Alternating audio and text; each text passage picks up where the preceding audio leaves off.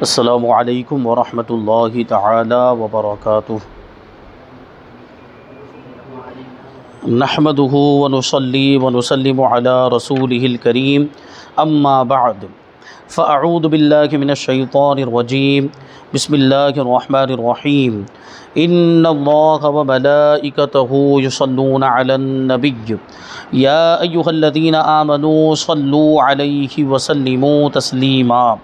اللہم صلی علی سیدنا و مولانا محمد معدن الجود والکرم وآلہ الکرام وابنہ الکریم وبارک وسلم صلاۃ و سلاما علیک یا رسول اللہ صلی اللہ تعالی علیہ وسلم۔ منجیات کے بیان میں آج جو چیز ہے وہ ہے خلوت نشینی کا بیان۔ خلوت نشینی کا مطلب ہوتا ہے تنہائی میں بیٹھ جانا، یعنی دنیا سے اور دنیا کی غافل کرنے والی چیزوں سے بچنے کے لیے آدمی تنہائی اختیار کر لے، گوشہ نشینی اختیار کر لے اور اللہ تبارک و تعالیٰ کی عبادت میں مشغول ہو جائے۔ تو اس کی اہمیت کے بارے میں اللہ تبارک و تعالیٰ قرآن مجید میں ارشاد فرماتا ہے وَاذْكُرِ اسْمَ رَبِّكَ وَتَبَتَّلْ إِلَيْهِ تَبْتِيلًا۔ یہ 29ویں پارے کی سورہ مزمل کی آیت کریمہ ہے۔ ترجمہ ہے کہ اور اپنے رب کا نام یاد کرو اور سب سے ٹوٹ کر اسی کے ہو رہو۔ سب سے ٹوٹ کر کا کیا مطلب ہوا؟ سب سے الگ ہو کر اللہ ہی کے ہو جاؤ۔ تو گوشہ نشینی میں بھی یہ چیز ہوتی ہے کہ دنیا کی چیزوں سے، دنیا کے تعلقات سے اور بہکانے والی چیزیں، گمراہ کرنے والی چیزوں سے الگ ہو کر آدمی تنہائی اختیار کرے تاکہ اپنے رب سے وہ لو لگا سکے، اپنے رب سے تعلق قائم کر سکے، یعنی تنہائی میں یکسوئی کے ساتھ، پوری توجہ کے ساتھ، خشوع و خضوع کے ساتھ اپنے رب کی عبادت کر سکے۔ اس لیے آدمی تنہائی میں جاتا ہے۔ تو یہ تنہائی کا مطلب ہوا۔ اس آیت کریمہ کی تفسیر میں صدر الافاضل حضرت علامہ سید محمد نعیم الدین مراد آبادی رحمۃ اللہ تعالی علیہ فرماتے ہیں یعنی عبادت میں انقطاع کی صفت ہو۔ انقطاع مطلب کٹ جانا۔ کٹ جانے کا مطلب کیا؟ دنیا اور دنیا کی چیزوں سے کٹ کر اللہ تبارک و تعالیٰ کی عبادت کرنا۔ اور اس کا مطلب یہ ہوتا ہے کہ جب بندہ اللہ تبارک و تعالیٰ کی عبادت کر رہا ہو تو اس میں دوسری کسی چیز کا خیال نہ آئے، دنیا کی چیزوں کا، رشتہ داروں کا یا دنیا سے تعلق رکھنے والی کوئی بھی چیز کا خیال نہیں آنا چاہیے۔ یعنی عبادت میں انقطاع کی صفت ہو کہ دل اللہ تبارک و تعالیٰ کے سوا اور کسی طرف مشغول نہ ہو، یعنی کسی دوسری طرف توجہ نہ جائے، اپنے رب کی طرف ہی پوری توجہ ہو۔ سب علاقہ یعنی تعلقات قطع ہو جائیں، یعنی ختم ہو جائیں اور اسی کی طرف توجہ رہے۔ اسی کو خلوت نشینی کہا جاتا ہے۔ خلوت نشینی نجات کا ذریعہ بھی ہے۔ حدیث شریف کی روشنی میں دیکھیں، حضرت عقبہ ابن عامر رضی اللہ تعالی عنہ کہتے ہیں کہ میں نے رسول اللہ صلی اللہ علیہ وسلم سے عرض کیا نجات کا ذریعہ کیا ہے؟ نجات مطلب چھٹکارا، جہنم سے چھٹکارا اور جنت مل جانا، اسی کو تو نجات کہتے ہیں۔ تو کہتے ہیں کہ نجات کا ذریعہ کیا ہے؟ تو حضور نے ارشاد فرمایا اپنی زبان کو قابو میں رکھو اور تم کو تمہارا گھر کافی رہے اور اپنی خطاؤں پر رو۔ کیا مطلب ہوا کہ زبان، کیونکہ بہت سارے گناہ ایسے ہوتے ہیں جو زبان کے ذریعے کیے جاتے ہیں، تو زبان پر قابو رکھو، مطلب زبان کی حفاظت کرو، زبان کے ذریعے کسی کو تکلیف نہ پہنچاؤ، زبان سے کسی کو ایذا نہ پہنچاؤ، گالی گلوچ، غیبت وغیرہ یہ زبان ہی سے ہوتا ہے۔ تو یہ سارے گناہ زبان سے ہوتے، تو زبان کی حفاظت کریں گے تو ان سارے گناہوں سے بچ جائیں گے۔ اور تم کو تمہارا گھر کافی ہو، مطلب گھر میں بھی عبادت کرو، گھر میں بھی کبھی کبھی نماز پڑھا کرو اور اپنی خطاؤں پر رو، اس کا یہ مطلب ہوا۔ آگے دیکھیے خلوت نشینی کی تعریف بیان کرتے ہیں کہ بندے کا اللہ تبارک و تعالیٰ کی رضا حاصل کرنے، تقوی اور پرہیزگاری کے درجات میں ترقی کرنے اور گناہوں سے بچنے کے لیے اپنے گھر یا کسی مخصوص مقام پر لوگوں کی نظروں سے پوشیدہ ہو کر اس طرح معتدل انداز میں یعنی درمیانی انداز میں نفلی عبادت کرنا خلوت نشینی و گوشہ نشینی کہلاتا ہے کہ حقوق اللہ یعنی فرائض و واجبات اور سنت موقدہ اور شریعت کی طرف سے اس پر لازم کیے گئے تمام حقوق کی ادائیگی، والدین، گھر والوں، آل و اولاد اور دیگر حقوق العباد کی ادائیگی میں کوئی کوتاہی نہ ہو۔ مطلب کیا ہوا کہ بندہ تنہائی میں جا کر عبادت کرے، تنہائی میں جا کر اللہ تبارک و تعالیٰ کو یاد کرے، اللہ کا ذکر کرے، لیکن اس کا یہ مطلب نہیں کہ پھر اپنے ماں باپ سے بھی غافل ہو جائے، بیوی بچوں سے بھی غافل ہو جائے، ان کی ضرورتوں کا بھی خیال نہ کرے۔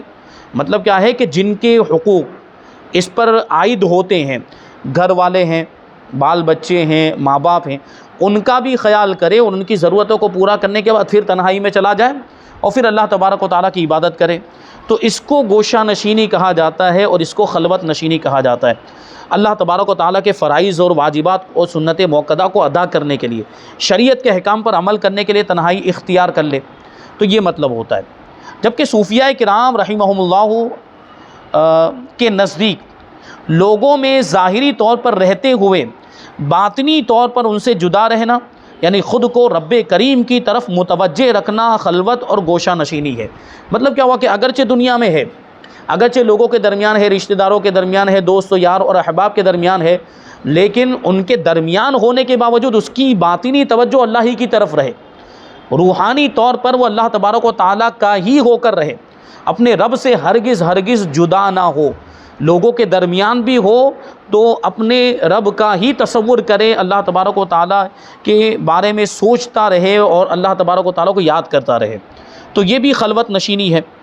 خلوت نشینی کا حکم کیا ہے؟ کہتے ہیں کہ مطلقاً خلوت یعنی تنہائی، رضائے الہی پانے، خود کو نیکیوں میں لگانے، گناہوں سے بچانے اور جنت میں لے جانے والا کام ہے۔ اس کے یہ فائدے ہیں، تنہائی اختیار کرنے کا یہ مطلب ہوا۔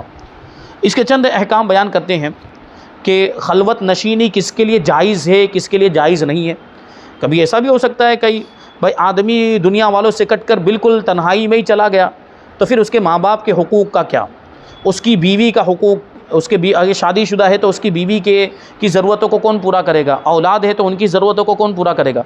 تو کبھی تو یہ پورے طور پر جائز ہوگا، کبھی جائز نہیں بھی ہوگا، اور کبھی کوئی مخصوص لوگ ایسے ہوں گے جن کے لیے یہ تنہائی اختیار کرنا جائز نہیں ہے، جیسے کہ عالم دین کے بارے میں بتا رہے ہیں کہ ایسا عالم دین جس سے لوگ علم دین حاصل کرتے ہوں۔ ابھی مان لیجئے ایسا عالم دین اگر تنہائی میں جا کر بیٹھ جائے گا تو پھر لوگوں کا تو نقصان ہو جائے گا۔ جو لوگ اس سے علم دین حاصل کر رہے ہیں، یہ عالم دین تو تنہائی میں عبادت کرنے میں مشغول ہو گیا، تو اب لوگ علم دین حاصل کرنے کے لیے کہاں جائیں گے؟ دوسرا کوئی عالم دین بھی نہیں ہے، تو ایسے عالم دین کے لیے خلوت اختیار کرنے کی اجازت نہیں، تنہائی اختیار کرنے کی اجازت نہیں، بلکہ وہ لوگوں کے درمیان رہے اور لوگوں کو علم دین سکھائے، ان کی ضرورتوں کو پورا کرے علم دین کے تعلق سے، یہ ضروری ہے۔ کہتے ہیں کہ ایسا عالم دین جس سے لوگ علم دین حاصل کرتے ہوں، اگر یہ خلوت اختیار کر لے یعنی تنہائی میں چلا جائے تو لوگ شرعی مسائل سے محروم ہو کر گمراہی میں جا پڑیں گے، پھر ان کی رہنمائی کون کرے گا؟ عالم خود ہی جا کر تنہائی میں بیٹھ گیا تو لوگوں کی رہنمائی کون کرے گا؟ تو ایسے عالم کے لیے کلیتاً یعنی پورے طور پر خلوت اختیار کر لینا ناجائز و ممنوع ہے، یعنی منع ہے۔ البتہ ایسا صاحب علم شخص جس کے پاس اپنی ضرورت کا علم موجود ہے اور اس کے خلوت اختیار کرنے سے لوگوں کا بھی کوئی نقصان نہیں ہوگا، تو ایسے شخص کے لیے خلوت اختیار کرنا جائز ہے۔ مطلب خود اپنی ضرورت جتنا علم اس کے پاس ہے، اور شہر میں اس علاقے میں دوسرے علماء بھی موجود ہیں جو لوگوں کی رہنمائی کرتے ہیں، لوگوں کو علم سکھاتے ہیں، تو یہ اگر تنہائی اختیار کر لیتا ہے تو کوئی حرج نہیں، کیونکہ اب اس میں لوگوں کا کوئی نقصان نہیں ہے، لوگ دوسرے کے پاس جائیں گے علم حاصل کرنے کے لیے، تو یہ چیز بھی ذہن میں رہے۔ آگے فرماتے ہیں کہ ایسا شخص جو ضروریات دین یعنی فرائض و واجبات اور سنن موقدہ سے ناواقف ہو، اس کو خود ہی نہیں معلوم کیا فرض ہے، کیا واجب ہے، کیا سنت موقدہ ہے، وہ مسائل ہی نہیں معلوم، شرعی احکام ہی نہیں معلوم، اگر علم حاصل نہ کرے گا تو نفس و شیطان کے بہکاوے میں آ کر گمراہی کے گڑھے میں گر جائے گا۔ ایسے شخص کے لیے بھی تنہائی اختیار کرنا شرعاً ناجائز و حرام ہے، بلکہ اس پر لازم ہے کہ فرض علوم کو حاصل کرے۔ کیا مطلب ہوا کہ ابھی اس کے پاس بنیادی معلومات ہی نہیں، بھائی نماز کے اندر کیا چیزیں فرض ہیں، کیا چیزیں ضروری ہیں، کیا چیزیں سنت ہے، کیا چیزیں واجب ہیں، وہ معلوم ہی نہیں ہو، تنہائی اختیار کر رہا ہے، تو کیا وہ نماز پڑھے گا صحیح طور پر؟ پڑھ ہی نہیں پائے گا۔ تو پہلے علم حاصل کرے، جتنا علم حاصل کرنا ضروری ہے، فرض ہے، وہ علم حاصل کرے، پھر تنہائی اختیار کرے۔ اگر خلوت اختیار کرنے میں کسی بھی طرح حقوق اللہ یا حقوق العباد کی تلفی ہوتی ہو تو ایسی خلوت اختیار کرنا بھی شرعاً ناجائز و حرام ہے۔ یعنی اللہ تبارک و تعالیٰ کے حقوق ادا نہ ہو پا رہے ہوں یا بندوں کے حقوق ادا نہ ہو پا رہے ہوں تنہائی اختیار کرنے کی وجہ سے، تو پھر تنہائی اختیار کرنے کی اجازت نہیں ہے۔ مثلا کوئی شخص گھر کے ایک کونے میں بیٹھ کر اس طرح ذکر و اذکار اور عبادت وغیرہ میں مصروف ہو جائے کہ جماعت بھی ترک کر دے، یعنی نماز کی جماعت، کیونکہ جماعت بھی تو واجب ہے، جماعت کے ساتھ نماز پڑھنا واجب ہے۔ اب گھر میں بیٹھ گیا، تنہائی اختیار کر لی، مسجد میں آتا ہی نہیں ہے، مسجد میں جماعت کے ساتھ شامل ہی نہیں ہوتا ہے، تو یہ واجب اس کا چھوٹ رہا ہے۔ اور جمعہ اور عیدین میں سستی ہو جائے، یعنی جمعہ میں بھی نہیں آ رہا ہے، عید کی نماز میں بھی نہیں آ رہا ہے، اور کہہ کے آ رہا ہے کہ میں نے تو تنہائی اختیار کر لی ہے اور میں تو گھر میں بیٹھ کر اللہ کا ذکر کر رہا ہوں، گھر میں بیٹھ کر عبادت کر رہا ہوں، تو یہ بیکار کا عذر ہے، یہ بہانہ ہے، یہ بات اس کی نہیں مانی جائے گی، وہ گنہگار ہوگا عید کی نماز میں حاضر نہ ہونے کی وجہ سے، جمعہ میں حاضر نہ ہونے کی وجہ سے، اور جماعت میں حاضر نہ ہونے کی وجہ سے، اس کی اجازت نہیں ہے۔ تو یہ حقوق اللہ کی پامالی ہو رہی ہے، اور کسب حلال ترک کر دے، یعنی حلال کمائی کو ترک کر دے، اور اسے یا اس کے گھر والوں کو اس کی خلوت کی وجہ سے دوسروں کے سامنے ہاتھ پھیلانا پڑے۔ اب ظاہر سی بات ہے، زندگی گزارنے کے لیے کچھ تو روپیہ پیسہ ہونا چاہیے نا، اس کے لیے کمانا پڑے گا، کھانے پینے کے لیے اور اپنے گھر والوں کو کھلانے کے لیے، تو وہ تنہائی میں بیٹھ گیا اور کمانے کے لیے جا ہی نہیں رہا ہے، تو اب اس کو کھانے کے لیے لوگوں کے سامنے ہاتھ پھیلانے پڑ رہے ہیں، یا اس کے گھر والوں کو لوگوں کے سامنے ہاتھ پھیلانے پڑ رہے ہیں، تو یہ بھی تو ناجائز ہے۔ تو ایسی خلوت ناجائز و حرام ہے، اس کی اجازت نہیں ہے۔ ضرورت جتنا کمائے، بازار میں جائے، کاروبار بھی کرے، ملازمت وغیرہ کرے، اور جتنا جس سے ضرورت پوری ہو جاتی اتنا کما لیا، اب تنہائی اختیار کر لے، اور تنہائی اختیار کرنے میں حقوق اللہ کی بھی رعایت کرے، یعنی جماعت کے ساتھ نماز ادا کرے، مسجد میں آ کر عیدین میں بھی شامل ہو، جمعہ میں بھی شامل ہو، تو پھر کوئی حرج نہیں ہے۔ خلوت اختیار کرنے کا طریقہ بتا رہے ہیں کہ اس کو کیسے اپنایا جائے۔ خلوت کے بارے میں بزرگان دین کے اقوال کا مطالعہ کیا جائے، یا علماء کرام سے اس کو سنیں، آداب خلوت کی معلومات بھی حاصل کریں کہ تنہائی اختیار کرے تو اس کے آداب کیا ہونے چاہیے، کیسے کیا طریقہ ہونا چاہیے، وہاں کیا کیا کرنا ہے، کیا نہیں کرنا ہے۔ یہ اعتکاف جو ہوتا ہے نا، وہ بھی خلوت کا ہی ایک طریقہ ہے۔ خلوت مطلب تنہائی، خلوت نشینی، اعتکاف میں بندہ جاتا ہے تو وہاں تنہائی میں بیٹھ جاتا ہے، گھر والوں سے دور، دنیا کی چیزوں سے دور۔ اعتکاف میں بیٹھنے کا مطلب یہ ہوتا ہے کہ وہ اللہ تبارک و تعالیٰ کی عبادت یکسوئی کے ساتھ کر سکے، پوری توجہ کے ساتھ کر سکے، اس لیے آدمی اعتکاف میں بیٹھتا ہے۔ تو یہ بھی خلوت نشینی کا ہی ایک طریقہ ہے، لیکن اعتکاف میں بھی یہ ضروری ہے کہ اگر 10 دن کے لیے بیٹھا ہے تو 10 دن کا وہ خرچہ وغیرہ گھر والوں کے لیے ضرورت کا سامان چھوڑ کر گیا ہو۔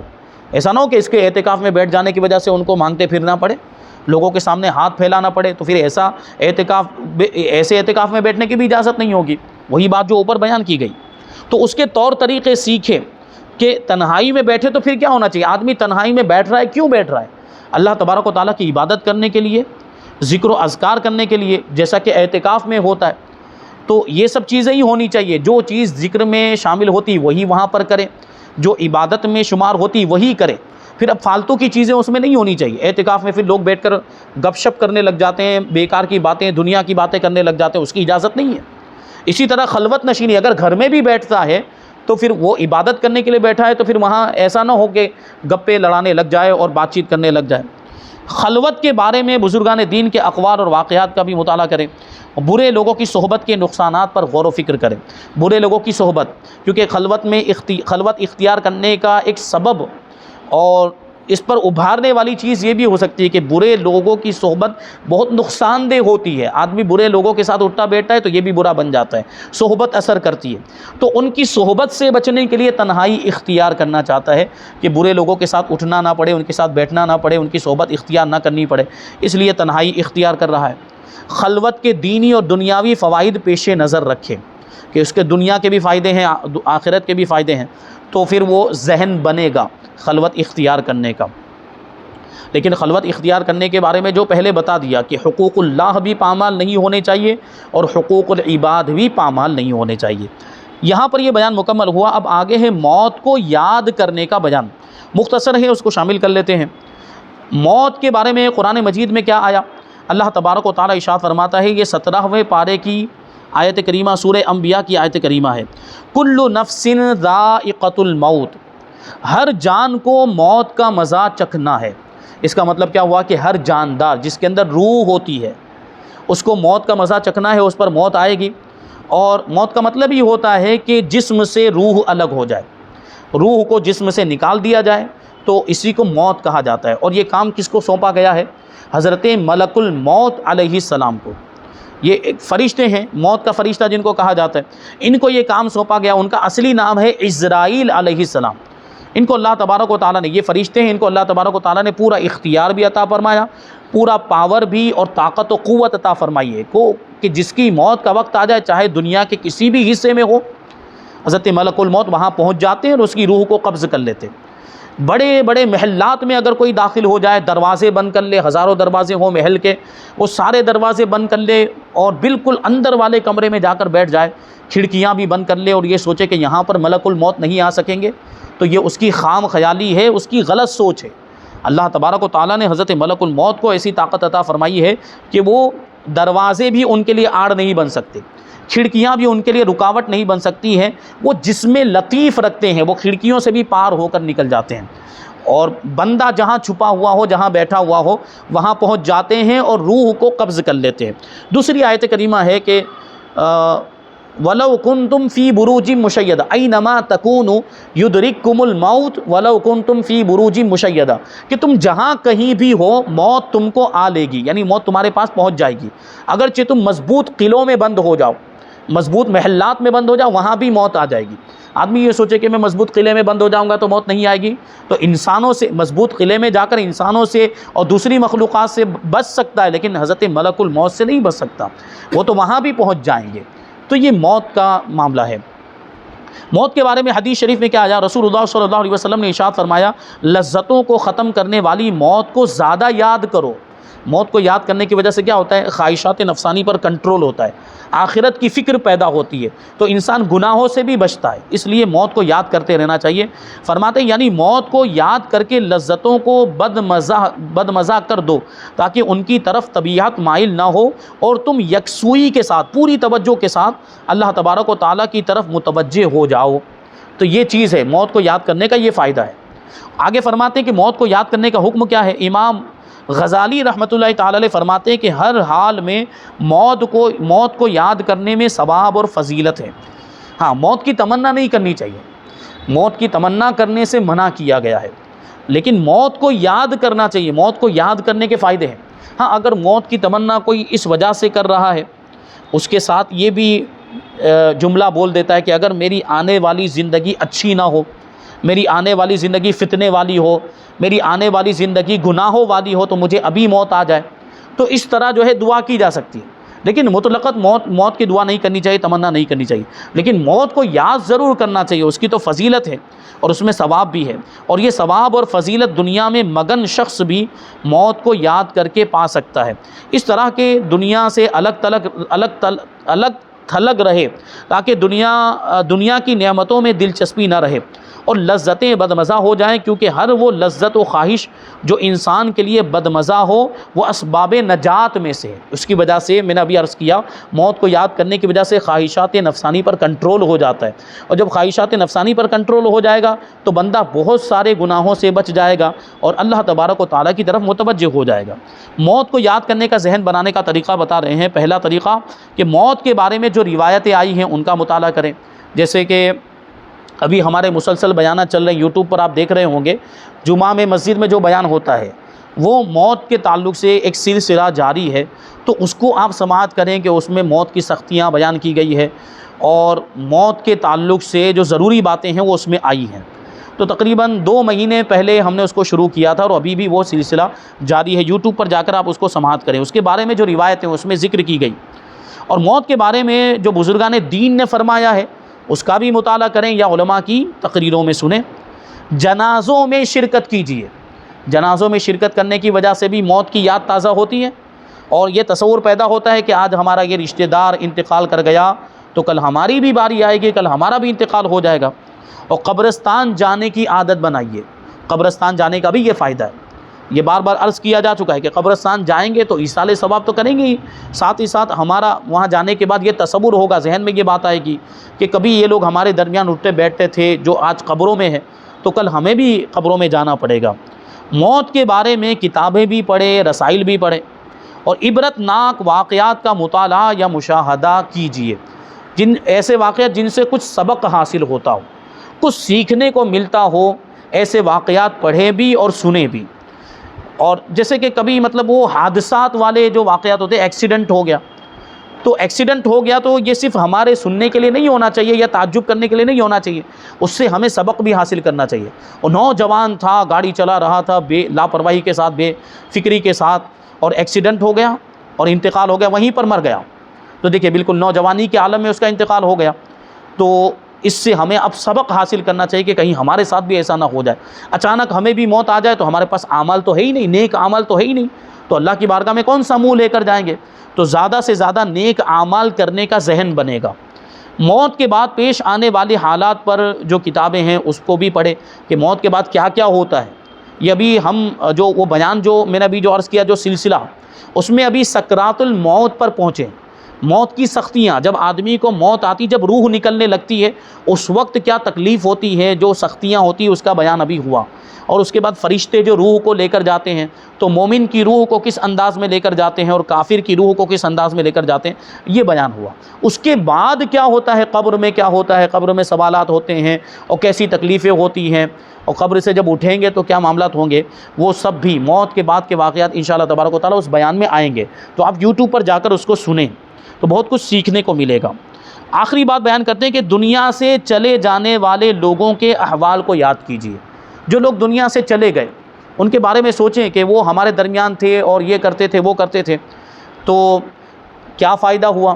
اتنی دولت کمائی، کچھ لوگ ایسے ہوں گے مالدار ہوں گے، اتنی دولت کمائی، وہ دولت تو یہاں چھوڑ کر چلے گئے، بنگلہ بھی چھوڑ کر چلے گئے، گاڑی بھی چھوڑ کر چلے گئے، تو یہ سب چیزیں تو کچھ بھی کام نہیں آئی۔ اس کے مقابلے میں نیک لوگوں کے بارے میں غور و فکر کریں کہ فلاں آدمی نیک تھا، متقی تھا، پرہیزگار تھا، اگرچہ مال نہیں تھا، اگرچہ دولت نہیں تھی، اگرچہ بنگلہ نوکر چاکر نہیں تھے، لیکن نیک اعمال لے کر گیا تو وہ نیک اعمال اس کو قبر میں بھی کام آ رہے ہیں، اس کو آخرت میں بھی کام آئیں گے۔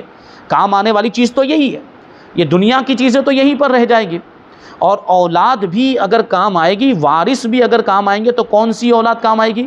جو نیک اولاد ہوگی۔ وارث بھی کون سے کام آئیں گے؟ جو نیک ہوں گے، جن کی اس نے تربیت کی ہوگی اچھے انداز میں۔ اولاد کی اگر اچھی تربیت کی ہوگی، اولاد کو علم سکھایا ہوگا، دین سے قریب کیا ہوگا، تو وہ اولاد اس کے لیے ایصال ثواب کرے گی، تو قبر میں اس کو فائدہ ملے گا، ایصال ثواب کا فائدہ پہنچتا ہے۔ بلکہ اولاد تو اگر قرآن پاک کی تلاوت کرے تب بھی اس کے گناہ معاف ہو جاتے ہیں قبر والے کے۔ میں نے ایک واقعہ اس سے پہلے کہیں پر عرض کیا تھا کہ ایک شخص کا انتقال ہوا، لیکن انتقال سے پہلے اس کا بچہ چھوٹا تھا، بولنے کی صلاحیت نہیں تھی۔ اپنی بیوی کو وصیت کر کے گیا کہ میرا جب انتقال ہو جائے اور میرا بچہ بولنے کے قابل ہو جائے تو اس کو مدرسے میں داخل کر دینا قرآن پاک کی تعلیم حاصل کرنے کے لیے۔ اب اس کا تو انتقال ہو گیا، یہ چلا گیا، یہ بہت بڑا گنہگار تھا، اس کو عذاب ہونے لگ گیا قبر کے اندر۔ اور ادھر اس کا بچہ جو چھوٹا تھا وہ بڑا ہوا، 4 سال 4.5 سال کا ہو گیا اور بولنے لگ گیا، تو اس کی بیوی نے اس کو مدرسے میں داخل کیا قرآن شریف کی تعلیم حاصل کرنے کے لیے۔ اب استاذ نے اس کو بسم اللہ پڑھا ہے، سب سے پہلے تو بسم اللہ سے ہی اسٹارٹ کرتے ہیں، بسم اللہ الرحمن الرحیم استاذ نے اس کو پڑھایا۔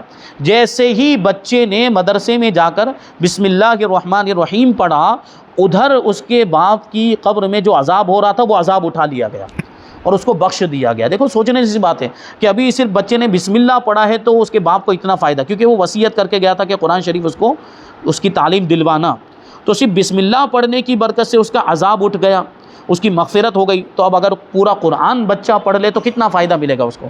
تو یہ بیان یہاں پر مکمل ہوا۔ آگے جو بیان ہے وہ ہے مہلکات کا بیان۔ یہ باب ہی چینج ہو رہا ہے، چیپٹر ہی بدل جا رہا ہے۔ ابھی تک جو چیپٹر چل رہا تھا وہ تھا منجیات کا بیان، نجات دلانے والی چیزیں۔ اب جو آگے جو چیزیں بیان کریں گے وہ ہے مہلکات، یعنی ہلاک کرنے والی چیزیں، جن چیزوں سے ہمیں بچنا چاہیے، ایسی چیزیں ہیں۔ ان میں پہلے نمبر پر ہے حسد کا بیان، حسد اور جلن اور ریاکاری، دکھاوا۔ انشاءاللہ تبارک و تعالیٰ اس کو ہم آئندہ درس میں شامل کریں گے۔ اللہ تبارک و تعالیٰ کی بارگاہ میں دعا ہے کہ جو کچھ بھی بیان ہوا اس پر ہم سب کو عمل کرنے کی توفیق عطا فرمائے۔ وما علینا الا البلاغ۔ السلام علیکم۔